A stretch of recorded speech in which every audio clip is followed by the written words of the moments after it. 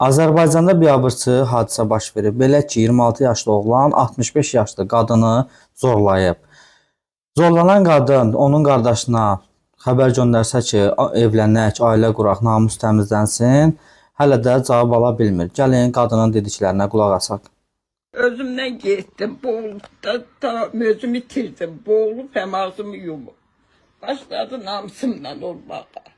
Ailenden sonra bıçağı çekti ki başını kesmişsen aparıp çaya atacağım ki bunu hiç kim bilmezsin.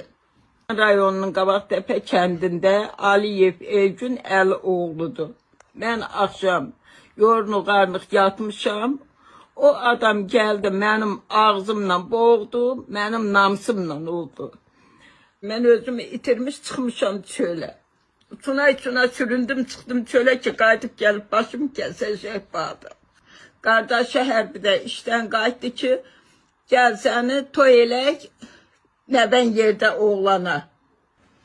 Anası gəldi, mənim uşağım tutulsa dədəsi, anası biz də səni öldürəcəyik. Mən də Mehriban xanımla İlham Əliyevdən kömək istəyirəm. Mən belə bir namus gedim. Namus nə deməkdir? Xocalının niyə namusunu aldılar?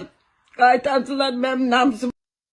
Həqiqətən biabırçılıqdır. Azərbaycan kişisinə yaraşmayan belə şərəfsiz, biqeyrət hadisə.